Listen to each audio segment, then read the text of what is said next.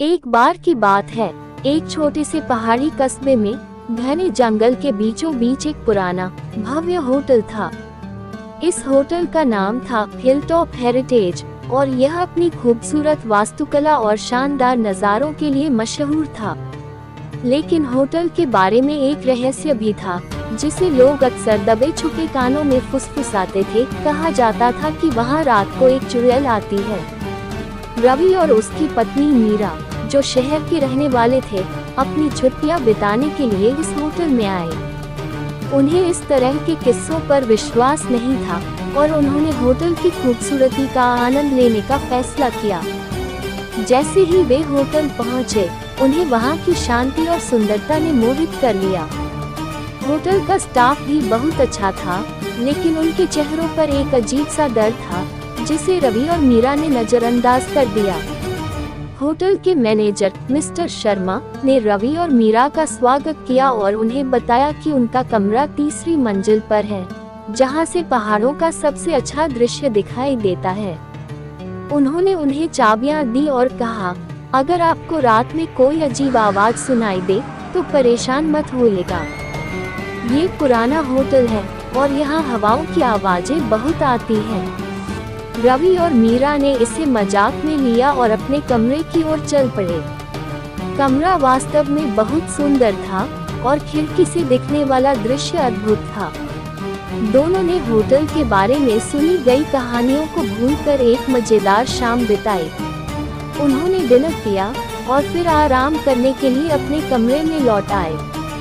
रात के समय जब दोनों सोने की तैयारी कर रहे थे, अचानक कमरे के बाहर से एक अजीब सी आवाज आई। मीरा ने रवि से कहा, तुम्हें भी कुछ सुनाई दिया? रवि ने हंसते हुए कहा, शायद यह वही हवाओं की आवाज है जिसके बारे में मैनेजर ने बताया था। लेकिन जैसे जैसे रात गहराए, आवाजें और भी डरावनी होती गईं। कभी किसी के चलने की आवाज तो कभी किसी के रोने की आवाज सुनाई देने लगी। रवि और मीरा का डर अब बढ़ने लगा था। उन्होंने दरवाजा खोलकर देखा, लेकिन बाहर कोई नहीं था। रवि ने सोचा कि शायद यह उनकी कल्पना है और उन्होंने दरवाजा बंद कर दिया।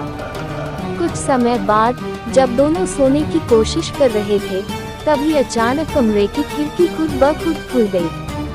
एक तेज ठंडी हवा कमरे में घुस आई और तभी मीरा ने देखा कि खिड़की के पास एक सफेद साया खड़ा है। वह साया धीरे धीरे एक औरत के रूप में बदलने लगा। वह औरत बहुत ही डरावनी थी। उसकी आंखें लाल, बाल बिखरे हुए और चेहरे पर एक अजीब सी मुस्कान थी। मीरा ने चीखते हुए रवि को जगाया और दोनों हड़बड़ाहट में उठे। वह औरत अब कमरे के बीचों बीच खड़ी थी और उसकी आंखें सीधे मीरा और रवि पर थीं। वह धीमे धीमे उनकी ओर बढ़ने लगी। दोनों ने दरवाजा खोलने की कोशिश की, लेकिन दरवाजा लॉक हो चुका था। चुड़ैल ने अपने हाथ उठाए और उनके चारों ओर हवा घुमाने लगी। कमरा अचानक से और भी ठंडा हो गया और चारों तरफ अंधेरा छा गया। तभी चुड़ैल ने एक डरावनी आवाज में कहा, ये होटल मेरा है और मैं यहाँ से कभी नहीं जाऊंगी। रवि और मीरा को समझ नहीं आ रहा था कि वे क्या करें। तभी मीरा ने देखा कि चुड़ैल के चेहरे पर कुछ दर्द झलक रहा है। उसने हिम्मत करके चुड़ैल से पूछा, तुम्हें क्या चाहिए?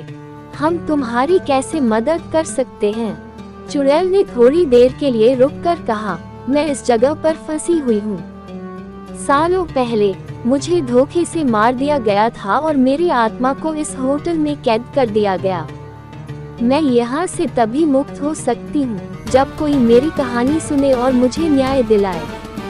रवि और मीरा ने ध्यान से चुड़ैल की कहानी सुनी। उसने बताया कि वह कभी इस होटल की मालिक थी और उसे लालच में आकर उसके ही स्टाफ ने मार दिया था। उसकी आत्मा अब बदले की आग में जल रही थी, लेकिन वह मुक्त होना चाहती थी।